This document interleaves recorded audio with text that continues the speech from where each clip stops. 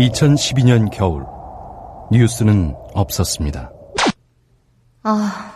공정한 방송이 하나라도 있었다면. 지금부터 씨를 뿌리고 물을 부어주세요. 조합원 가입으로 할 수 있습니다. 국민TV는 2016년 총선, 2017년 대선 가장 강력한 공정방송이 되겠습니다. 민주주의의 가장 확실한 투자, 국민TV. 포털 사이트에서 미디어 협동조합 국민TV를 검색하세요. 더불어 행복한 세상, 너와 나의 꿈이 눈앞에. 국민TV.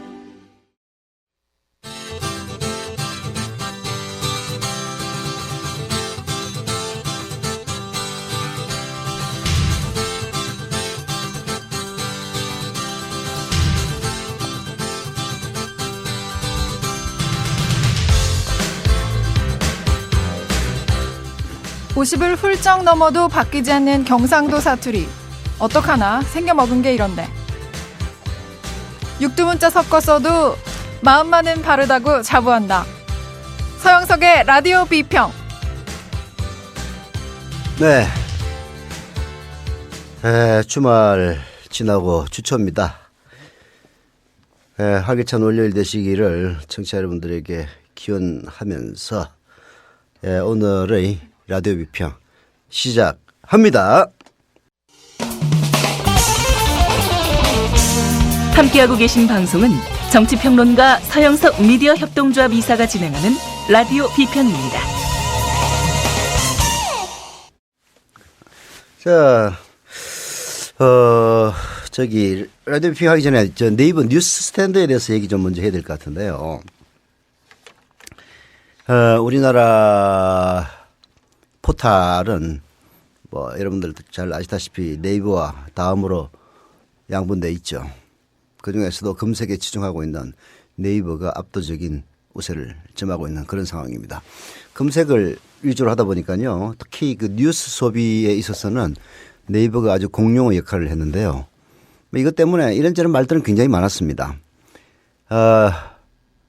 네이버가 초기에는 언론사들의 뉴스를 돈 주고 사와가지고 그 사온 뉴스를 자기 마음대로 배치하다가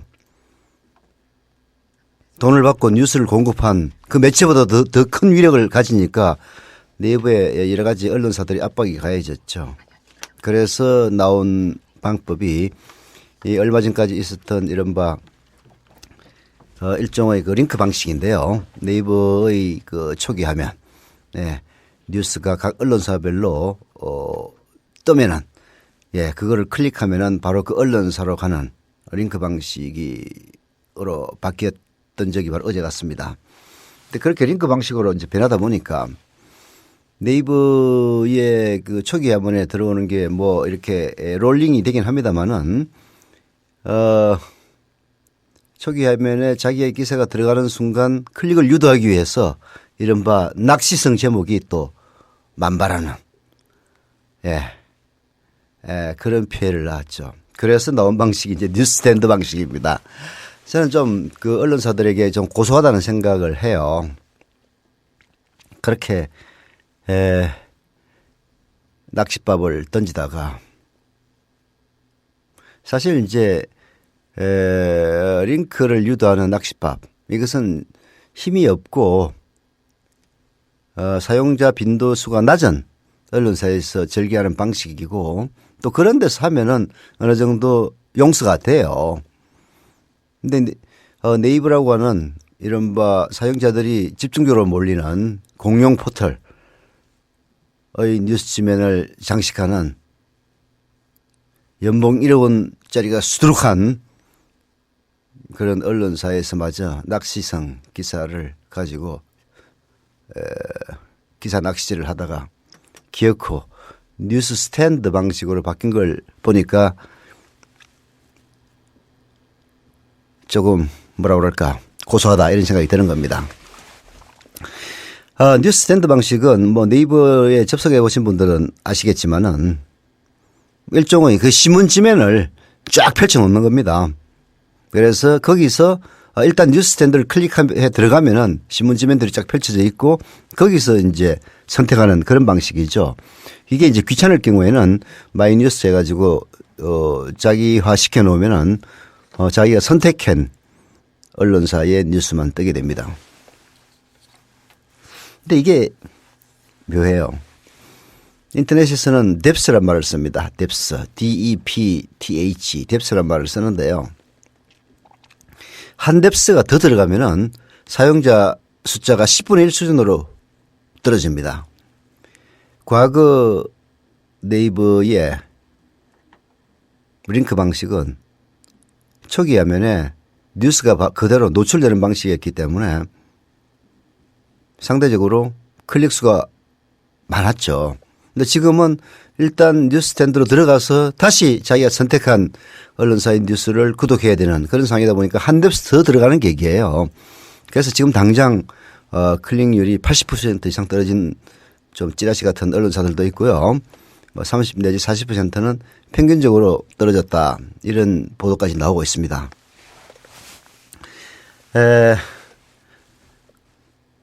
제가 지금까지 한 얘기는 오늘 그 한겨레신문의 네이버 뉴스스탠드에 관한 그런 조그마한 작은 칼럼을 이제 인용한 건데요.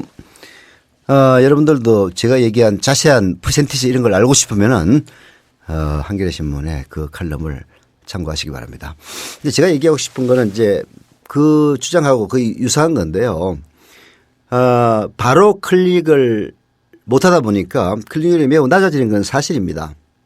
그런데 이것은 거꾸로 좋은 컨텐츠를 가지고 있는 매체는 결국은 이길 수 있다. 이게 과거의 링크 방식의 네이버 뉴스 화면 배치 방식보다는요. 뉴스 스탠드 방식이 더 좋은 겁니다. 과거 링크 방식은 선정적인 기사 제목을 달아놓으면은 그야말로 그 품질은 형편없는 도대체 이런 언론사를 네이버에 뉴스 링크를 걸어줘야 될지 의심스러운 그런 몇몇 매체들 있지 않습니까? 그런 저질 매체들까지 낚시성 제목을 통해서 클릭률을 높일 수 있는 그런 아주 희한한 사태를 뉴스스탠드 방식은 방지할 수 있고 거꾸로 신문 기사의 언론 매체의 기사 품질이 나을 경우에는 결국은 독자들이 그 기사를 클릭해 보게 됩니다. 우리가 늘상 얘기를 합니다마는 싸이의 강남스타일 음반으로 발매한 것도 아니고 미국의 유명한 방송사에서 방송한 것도 아닙니다. 유튜브에 올려놨을 뿐이에요. 그럼에도 불구하고 그 컨텐츠 강남스타일이라고 하는 노래 자체가 이 세계인의 보편적인 정서에 호소하는 그런 측면이 있다 보니까 무려 1억 회 이상의 다운로드를 기록하지 않았습니까? 신문 기사, 뉴스 컨텐츠도 마찬가지입니다. 좋은 컨텐츠일 경우에는 그것이 어디에 숨어 있든지 간에 반드시 독자들이 찾아서 클릭하게 돼 있는 것이죠. 지금까지는 손쉽게 클릭할 수 있는 저질, 낚시성, 찌라시 언론들의 기사가 판을 쳤다면은 앞으로는 뉴스스탠드를 통해서 보다 더 양질의 고품질의 그런 뉴스들이 클릭되기를 바랍니다. 사실 국민TV가 지향하는 바도 바로 그런 점입니다. 지금 방송 뉴스 어마어마하게 쏟아져 나오고 있죠. 그나마 상업방송을 지향하는 SBS 뉴스가 오히려 더 나을 정도입니다. 왜? MBC, KBS 뉴스 방식으로 뉴스 보도를 하면 아무도 쳐다보질 않으니까요. 그래서 상업방송인 SBS가 오히려 더 상대적으로 비판적인 시선을 견지하고 있는 이런 희한한 일마저 벌어지고 있습니다. 국민TV는 공정한 시각으로 방송합니다. 지금과 같은 방송 환경에서는 공정한 시각만 돼도 가장 비판적인 언론이 되는 거죠. 참. 사설이 길었습니다. 자, 오늘 제가 첫 비평할 대목은 이게 아니고요. 사실은 역시 대북 문제입니다. 대북 문제 하면은 항상 보수 세력들은 늘상 그렇게 얘기합니다. 북한의 책동에 놀아나서는 안 된다. 북한의 책동. 예. 어느 정도냐면요. 이런 주장을 강조하기 위해서 과거 북한이 도발을 했을 경우에 우리 국민들이 그게 별로 신경을 쓰지 않는다든지 혹은 주식시장이 안정돼 있다든지 하면은 안보 불감증이라고 욕을 했던 그런 보수신문들이 요즘은요 우리 국민들이 의연하게 대처하고 있다고 합니다. 자기들의 주장을 펼치기 위해서는 동일한 사건에 대해서도 정반대의 잣대를 들여야 되는 보수 언론들이 어딘지 뭐 얘기 하나만 하죠. 예, 그런 북한의 책동에 놀아나서는 안 된다라는 식의 사설은 역시 조선일보가 갑이죠. 조선일보의 사설 제목이 무엇이냐. 대북 특사 때가 아니다라는 칼럼의 일부를 소개해드리겠습니다. 자, 한반도의 위기라는 것은 처음부터 끝까지 북한이 일부러 만들어낸 위기다. 로켓 발사, 핵실험, 매일 같은 협박이 다 그렇다. 외부의 돈과 물자 없이는 생존하기 어려운 체제가 외부의 관심을 끌기 위해 위기를 조장하는 낯익은 방식이다. 수법은 옛 수법 그대로니 관심을 끌려면 협박 수위를 자꾸 높일 수밖에 없다. 개성공단이나 평양의 외교공관에게 위협한 것도 그런 안간 힘이다. 네. 대북 특사 때가 아니다라는 칼럼의 한 부분입니다. 물론 조선일보의 사설이 얘기하는 바가 전적으로 틀리다 그런 얘기는 아닙니다. 한반도 위기라는 것도 물론 북한이 만들어낸 위기인 것은 사실이죠. 그리고 북한의 벼랑끝 전술, 조선일보식으로 얘기하자면 공갈 협박, 뭐 그런 것도 어제 오늘의 일은 아니고요. 네. 근데 중요한 거는요. 북한이 만들어냈다는 그 위기, 왜 북한이 만들어냈느냐. 그 원인 제공은 사실 이명박 정권이 한 겁니다. 북한을 우리 손으로 컨트롤할 수 있게 된 것은 비로소 컨트롤할 수 있게 됐던 것은 사실은 김대중 대통령의 업적입니다. 대북 협박 정책을 통해서 보수 세력들이 비난했던 이른바 퍼주기 외교를 통해서 북한의 남한 의존도를 높이고 그 의존도를 활용해서 북한을 통제할 수 있는 그런 상황으로 사태를 진전시켰죠.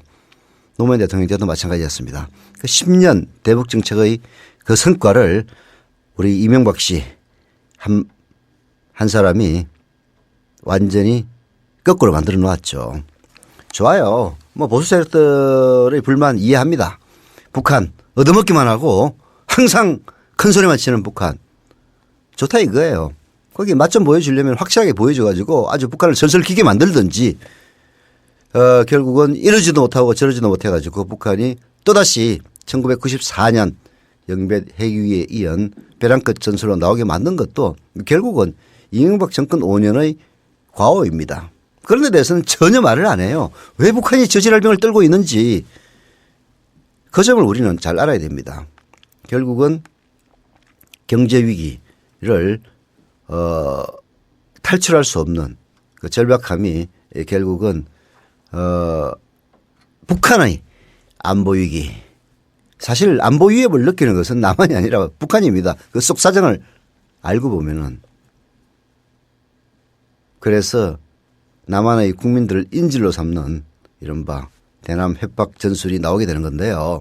그 바탕에는 북한의 안보 위기에 대한 걱정과 우려가 잠재해 있는 겁니다. 이런 점들을 간과하고 있는 것이 결국은 지금 보수 언론들의 문제점이죠. 자, 조선일보 대북 특사 때가 아니다 한 구절 더 소개를 해드리겠습니다. 그러나 이번에는 북의 전략이 잘 먹히지 않고 있다. 무엇보다 당사국들이 북의 속을 알 만큼 알고 있다.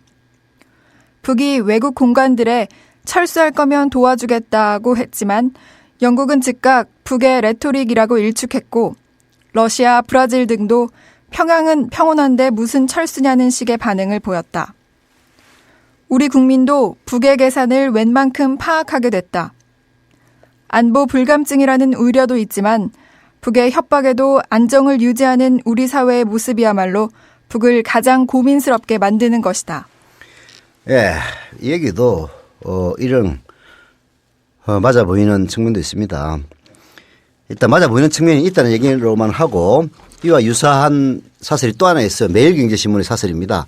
북한의 허장성세 위협에 과민 반응하면 손해다. 이것도 또 우리 보수 세력들의 단골 메뉴이기도 해요. 그래서 이 매일경제신문의 사설도 한 구절 소개를 더 해드리고 해설을 계속하죠. 전쟁 위협에 대해선 최악의 사태를 가정해 대비책을 세워야 한다. 하지만 북측 의도를 정확히 파악하고 과민 반응을 자제하는 것도 중요하다. 월스트리트 저널은 지난주 사설에서 북한 위협은 허장성세이고 그들이 얻고자 하는 것은 보상이라고 꼬집었다.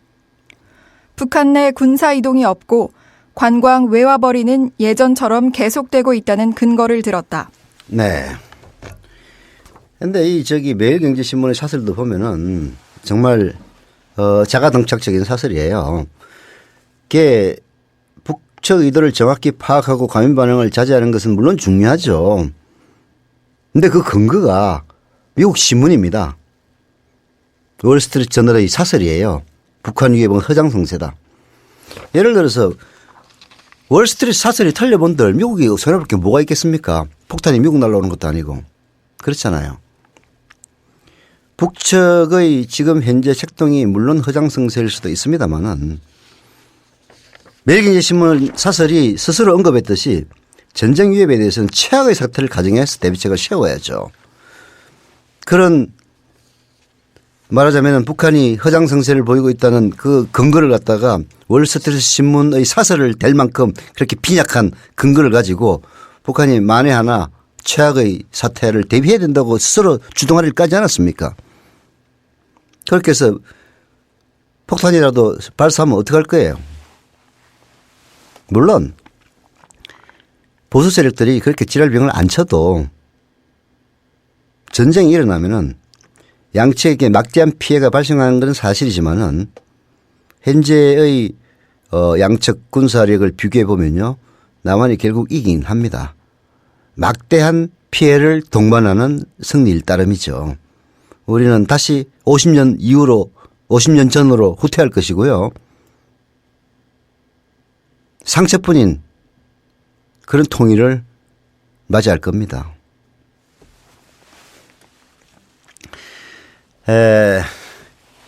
거기에 비하면요. 그래도 한겨레 신문 사설이 나아요. 그래서 한겨레 신문 사설을 소개해 드립니다. 제목은 대화를 위한 국면 전환이 필요한 때다입니다.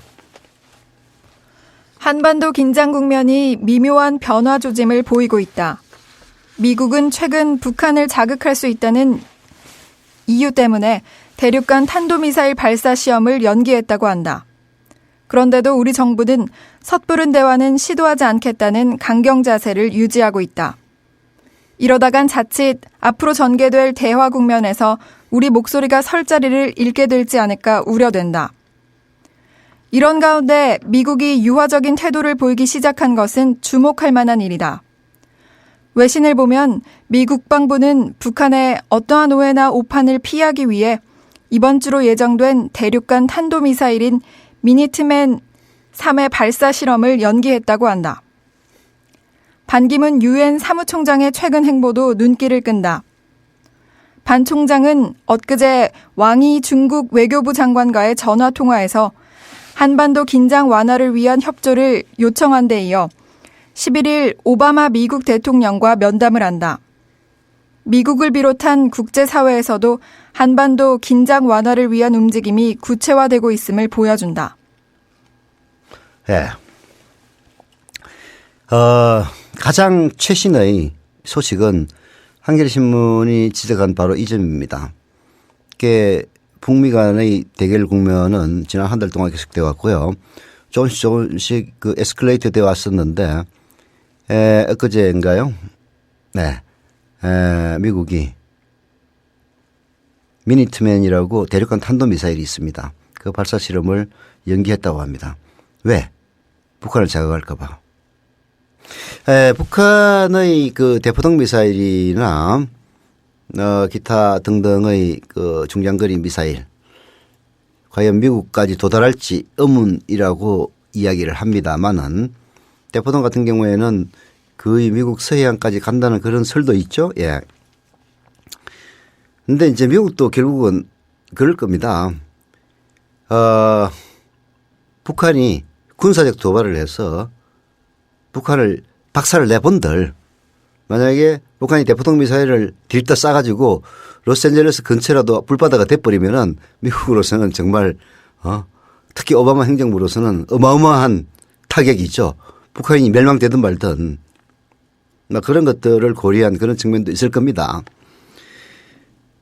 문제는 한국의 태도입니다.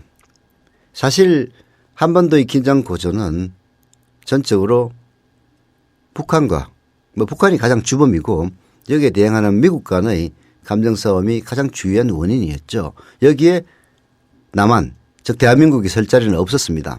우리가 늘상 얘기하지만은 한반도에 만에 하나 전쟁이 발발한다면은 그것이 남한 대한민국의 통제 아래에 있어야지 통제를 넘어선다면 그거야말로 국민적인 비극이죠. 우리가 무슨 식민지 국가도 아니고요. 그렇지 않습니까? 전쟁이 일어났으면 일어난다 이거예요. 북한이 도발하면 전쟁이 일어날 수도 있겠지. 그러나 그것이 우리의 의지에 따라서 전쟁이 일어나든 말든 그것을 선택을 해야지 북한에 의해서 혹은 미국에 의해서 전쟁이 일어난다면 그것만큼 개망신이 또 없는 것이고 그리고 이 정권은 국민들에게 볼 면목이 없어지는 겁니다. 이런 북미 간의 그 대결 국면에서 사실 현명한 정부라면 강원 양면의 전략을 적절하게 잘 구사를 해야 됩니다. 조선일보가 대북 특사 때가 아니다 이렇게 충고를 하고 있는 이 와중에서도 어쩌면은 박근혜 정권에서는 밀사를 북한에 파견하고 있는지도 몰라요. 그건 아무도 알 수가 없습니다. 나중에 끝나봐야 아는 거지. 그나마 그렇다면은 박근혜 정권은 희망 있는 정권입니다. 이런 북한과 미국 간의 감정 싸움이 실질적인 무력 충돌로 이어질 때까지 박근혜 정권이 아무 소리도 못하고 국영군 신세로 전락한다면은 이 정권 있어나 마나한 정권이고 없어져야 할 정권이라고 비난을 받을지도 모르죠.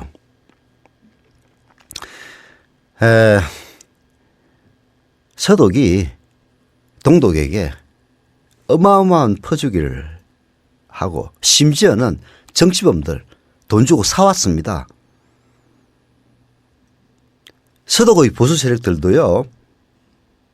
특히 이 극우 세력들은 거기에 반대했다는 그런 얘기도 있습니다. 그러나 서독은 진보든 보수든 막론하고 국론을 모아서 동독에게 무한 퍼주기를 한 결과 결국은 동독을 굴복시키고 통일을 이렇게 했습니다. 우리가 대북 협력 정책을 쓰는 것이 북한이 이뻐서 쓰는 거 아니에요. 북한을 연착륙시키고 통일 비용을 적게 들이면서 궁극적으로 평화통일로 가기 위해서 이 어려운 길을 가고 있는 겁니다. 그 과정에서 꼴보기 싫지만은 김정은 3대 세습 누가 좋아하겠어요.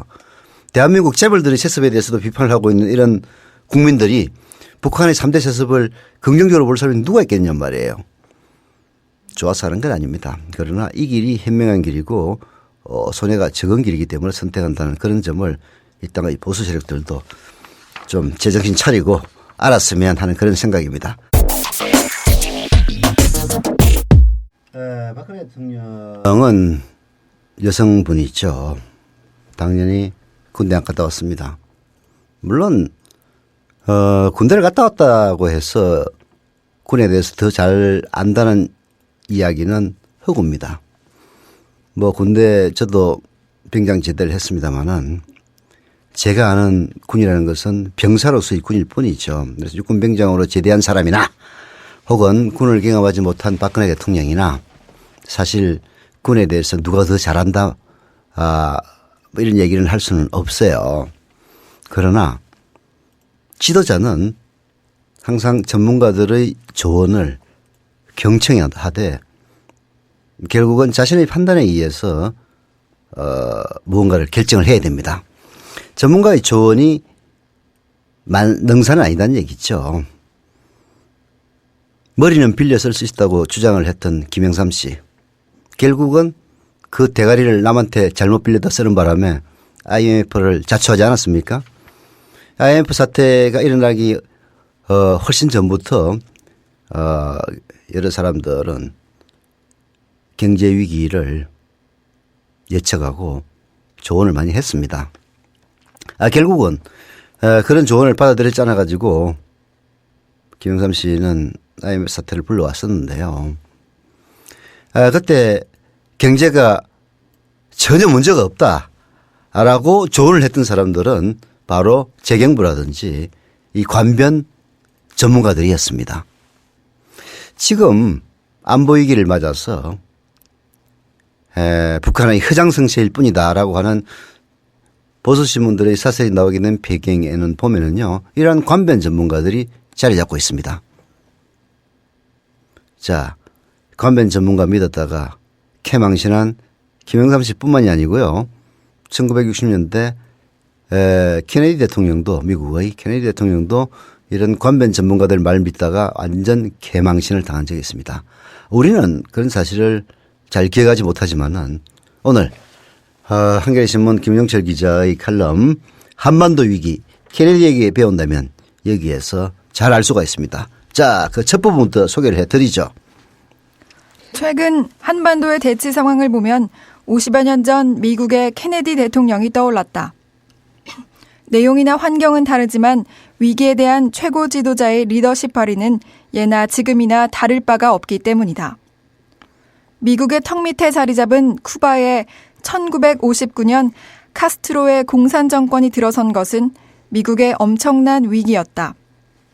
지금 보면 별것도 아니지만 당시에는 지금 우리 사회가 맞닥뜨린 북한 핵 문제만큼이나 심각했다. 네, 계속하죠.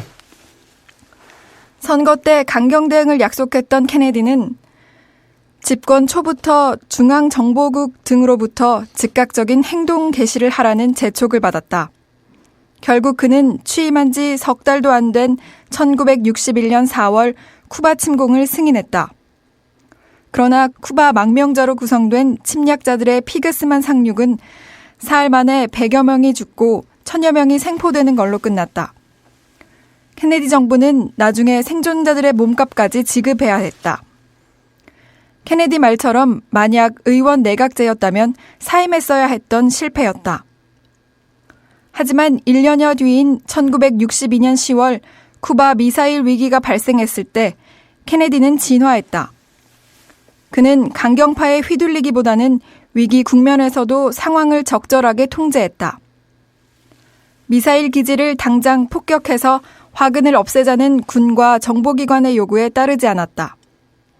그는 후일 측근에게 만약 그들이 원하는 대로 해준다면 우리 중 그 누구도 그들이 잘못됐다고 살아서 말하는 사람은 없을 것이라고 말했다. 나중에 밝혀졌지만 당시 소련의 핵무기가 이미 쿠바에 배치돼 있었다. 대신 케네디는 소련 미사일 반입을 막기 위해 쿠바 해안에 봉쇄 조처를 택했다. 번 시간 동안 후르쇼프와의 마쿠 협상으로 위기를 해소했다. 네.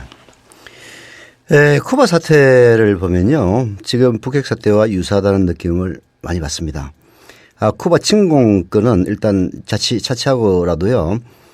미사일 위기가 발생했을 때 그때도 미국 내에서 매파, 강경파, 이른바 군사 전문가 집단은 강력한 응징을 주장을 했습니다. 쉽게 얘기해서 쿠바에 만들어지고 있는 미사일 위지를 폭격해서 없애자는 얘기였죠. 그때 했던 케네디 대통령의 이야기, 이 점을 우리는 사실 명심해야 돼요. 만약 강경론자들이 원하는 대로 해준다면, 미사일 기지를 폭격을 한다면 쿠바나 소련은 대응을 했을 것이고요. 그때는 핵전쟁으로 바뀌었을 것입니다.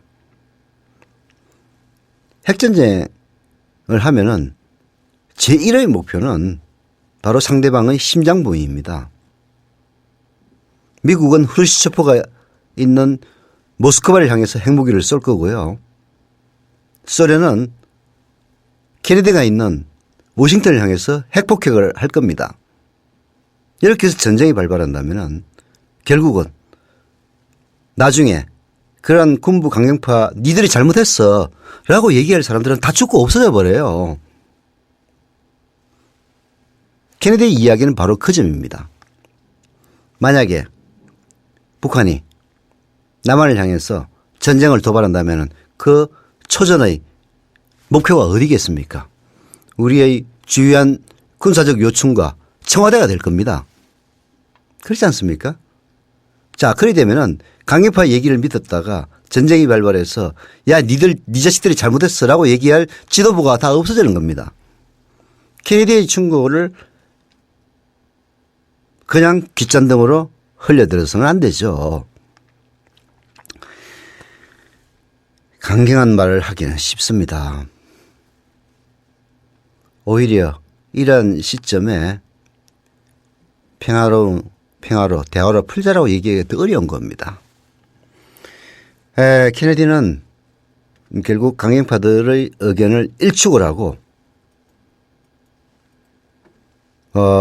쿠바를 봉쇄한 다음에 그렇게 해서 벌어들인 시간으로 후르시초프와 마코 협상을 통해서 쿠바 미사일 위기를 결국은 슬기롭게 극복을 합니다.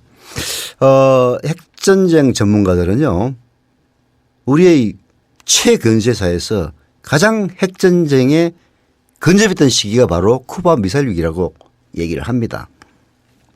이러한 쿠바 미사일 위기 남의 일이 아니라는 생각이 드네요. 자, 김종철 기자의 칼럼 계속해 보겠습니다. 1차 위기 때는 그는 군이나 정보기관 종사자 등 이른바 전문가들을 전적으로 믿었다. 아이젠하워 정권 때부터 비밀작전을 준비해왔던 중앙정보국장 덜레스의 전문성, 작전 지휘자였던 리처드 비셀의 명성과 능력에 기댔다.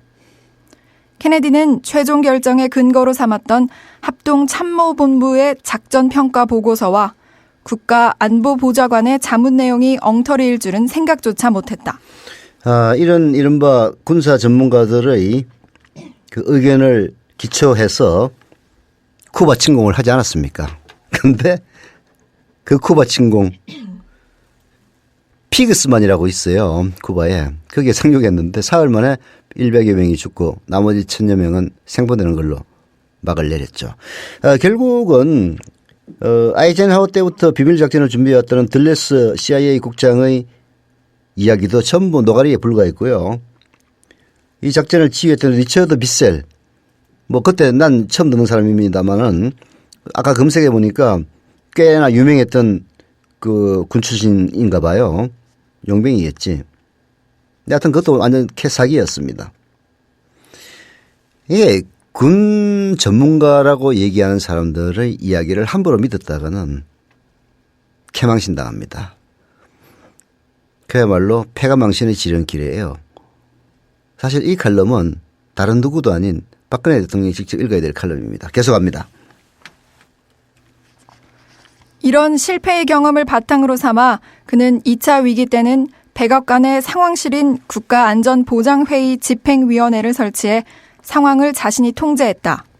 엑스콤에는 국가안전보장회의 멤버뿐만 아니라 동생인 로버트 케네디 법무부 장관 등 정치적 판단을 할 군사 문외한들도 참가하게 했다. 엑스콤의 토론이 치열할수록 케네디는 전체 상황을 더 잘 파악할 수 있었으며 덕분에 최적의 대책을 마련했다. 북한 핵 위기에 대한 박근혜 대통령의 대응은 다행스럽게도 현재까지는 신중하다. 핵을 머리에 이고 살 수는 없다며 단호한 태도를 취하면서도 화해 정책의 일종인 한반도 신뢰 프로세스를 계속 추진하겠다는 뜻도 밝히고 있다. 그러나 박 대통령이 상황을 확실하게 장악해서 관리하고 있는지는 의문이다.